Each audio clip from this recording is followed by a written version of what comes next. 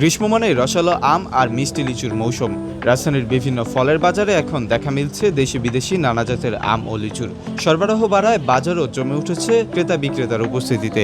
ল্যাংড়া, হিমসাগর, গোপালভোগ, আম্রপালি থেকে শুরু করে বিভিন্ন জাতের আমে সেজেছে বাজার। অন্যদিকে রাজশাহী ও দিনাজপুরের লিচুও এখন পৌঁছে গেছে রাজধানীর বাজারগুলোতে। তবে সরবরাহ বাড়লেও দাম নিয়ে রয়েছে নানা আলোচনা। ক্রেতাদের কেউ বলছেন মৌসুমের শুরুতে দামের তুলনায় এখন কিছুটা স্বস্তি মিলেছে, আবার অনেকের মতে এখনও দাম সাধারণ মানুষের ক্রয় ক্ষমতার তুলনায় বেশি। আমার বাড়ি রাজশাহীতে লিচু দেখলাম 350 টাকা, 350 টাকা শো। সে লিচু চাচ্ছে আর 500-600 করে চাচ্ছে। দাম আরো কমতে পারে, আসলে এবার তো প্রচুর ফলন। বিক্রেতারা বলছেন বাগান থেকে বাজার পর্যন্ত পরিবহন খরচ, শ্রমিক ব্যয় এবং সংরক্ষণ খরচ বেড়ে যাওয়ায় দাম খুব বেশি কমানো সম্ভব হচ্ছে না। তবে মৌসুমের মাঝামাঝি সময়ে সরবরাহ আরও বাড়লে দাম কিছুটা কমতে পারে বলে আশা করছেন ব্যবসায়ীরা। এতে সাধারণ ক্রেতারাও স্বস্তি পাবেন বলে মনে করছেন তারা।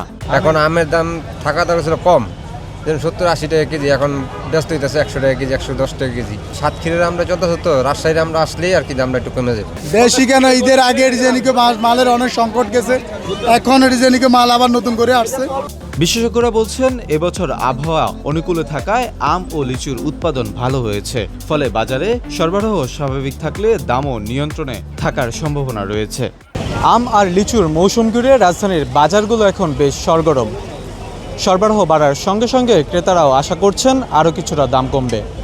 বিক্রেতারা বলছেন সামনে ফলের সরবরাহ বাড়লে দামে আরও স্বস্তি ফিরবে।